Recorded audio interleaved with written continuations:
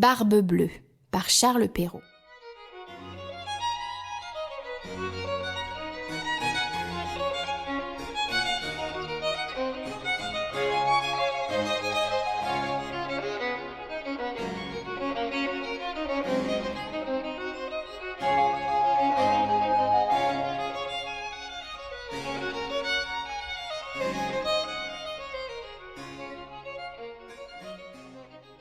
Il était une fois un homme qui avait de belles maisons à la ville et à la campagne, de la vaisselle d'or et d'argent, des meubles en broderie et des carrosses tout dorés.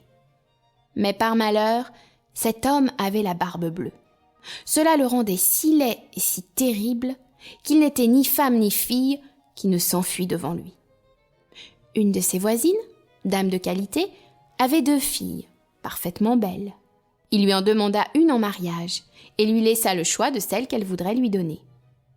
Elle n'en voulait point toutes 2 et se le renvoyait l'une à l'autre, ne pouvant se résoudre à prendre un homme qui eut la barbe bleue. Ce qui les dégoûtait encore, c'est qu'il avait déjà épousé plusieurs femmes et qu'on ne savait pas ce que ces femmes étaient devenues. Barbe bleue, pour faire connaissance, les mena avec leur mère et 3 ou 4 de leurs meilleurs amis et quelques jeunes gens du voisinage à une de ces maisons de campagne, où on demeura 8 jours entiers. Ce n'était que promenade, que parties de chasse et de pêche, que danse et festins, que collations.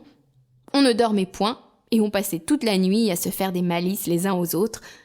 Enfin, tout alla si bien que la cadette commença à trouver que le maître du logis n'avait plus la barbe si bleue, et que c'était un fort honnête homme.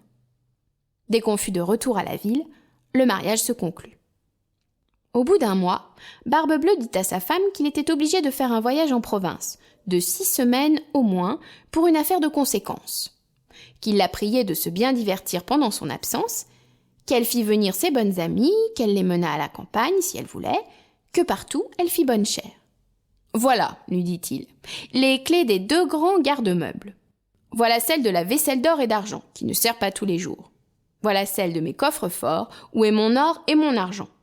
Celle des coffrets où sont mes pierreries, et voilà le passe-partout de tous les appartements.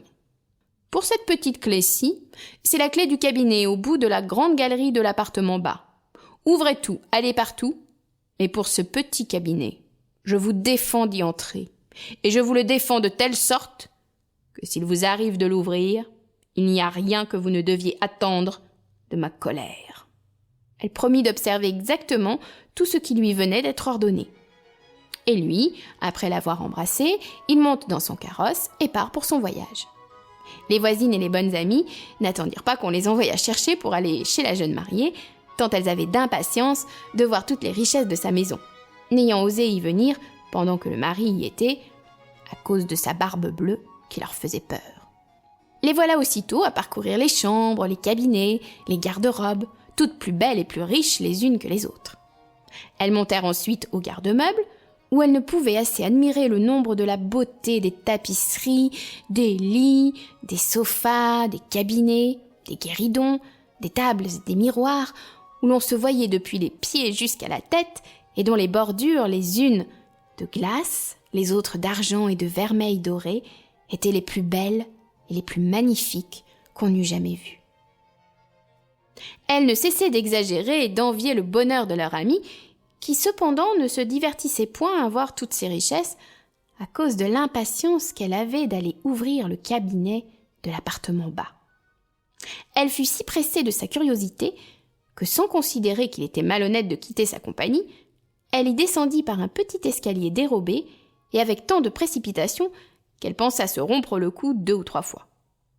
Étant arrivée à la porte du cabinet, elle s'y arrêta quelque temps, songeant à la défense que son mari lui avait faite, et considérant qu'il pourrait lui arriver malheur d'avoir été désobéissante. Mais la tentation était si forte qu'elle ne put la surmonter.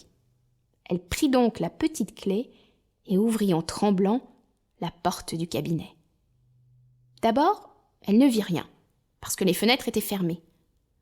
Après quelques moments, elle commença à voir que le plancher était tout couvert de sang caillé, et que dans ce sang gisaient les corps de plusieurs femmes mortes et attachées le long des murs. Nous espérons que vous avez apprécié cet aperçu. Pour continuer à écouter ce livre audio sur Google Play Livres, utilisez le lien dans la description de la vidéo.